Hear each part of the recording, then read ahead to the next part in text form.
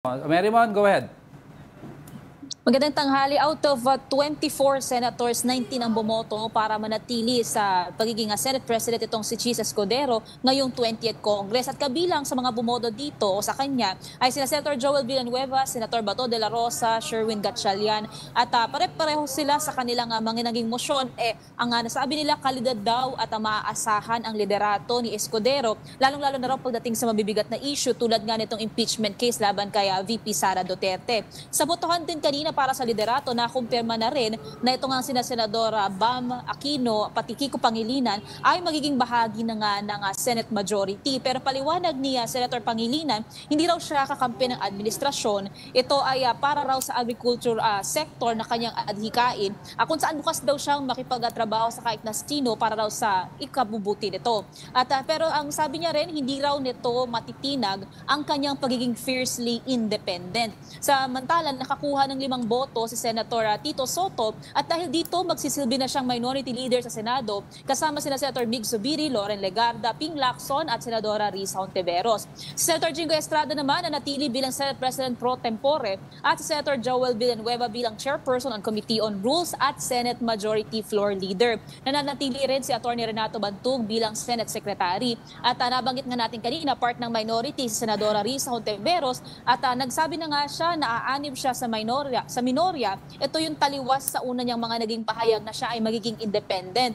At yan daw ay kahit na magkaiba sila ng pananaw, partikular ni Senator Tito Soto, pagdating sa ilang usapin tulad ng SOGI at saka divorce bills. Pero parehas naman daw sila ng pananaw pagdating sa budget at check and balances. So after nito nga naging pag-eleksyon nila sa liderato, nagkaroon na ng motion to suspend na ang sesyon until 4 p.m. bilang paghahanda na rin sa State of the Nation address si Pangulong Marcos. Balik sa'yo. Marymon, kasi what was expected kay Senator Risa Hontiveros so mag-abstain siya usually kasi yun ang ginagawa so you're saying na parang official yun, she made her vote and she voted for Senator Tito Soto?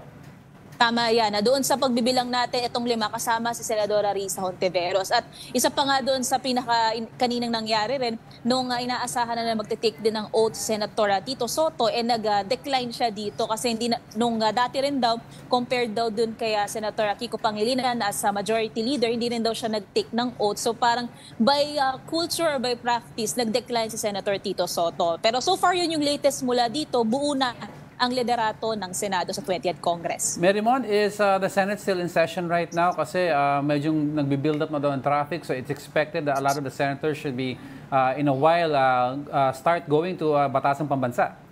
Tama, naging right after itong election, sinuspend na agad itong kanilang session until 4 o'clock p.m. So asahan na natin pagkatapos na ng quick lunch dito ng mga senator, mga dignitary plus yung kanilang guests o mga kamag-anak, asahan na natin yung pag-alis nila dito sa Senado papunta sa Batasan. So travel time around an hour plus the traffic, kaya minabuti ng aagahan na talagang pagpunta ng mga senador. Pero linawin ko lang, Marymon, wala pang mga major committees, assignments sa mga major committees? Wala pa. Ang nabuo lang talaga ngayon na bukod nga doon sa Senate Committee on Rules na si Senator Joel Villanueva nga plus naging Senate Majority Floor Leader. So far yun pa lang yung nabuo ngayon. Yung pagdating doon sa mga komite, sino ang mga mamumuno dito, asahan natin yan sa mga susunod na araw ng sesyon ng Senado. Pero Marymon, yung supposedly, like for example, yung Blue Ribbon Committee kay Senator Marcoleta, tuloy na yung mga yon. It's just a matter of making it official. Sorry?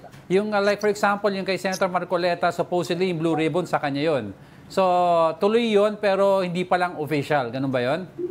Tama yan. Oo. Dahil yun nung kanina, narinig natin simula 10 o'clock a.m. is ito nga naging priority nila, yung pagbubuo ng liderato. Tapos nagkaroon na right after ng motion para nga masuspend na itong kanilang session. So the earliest na iaasahan natin na mag-roll out na itong pag-oorganisa ng mga Senate subcommittees ay by tomorrow. Okay. Thank you for that. Keep us updated. Mobile journalist Marymon Reyes live from the Senate.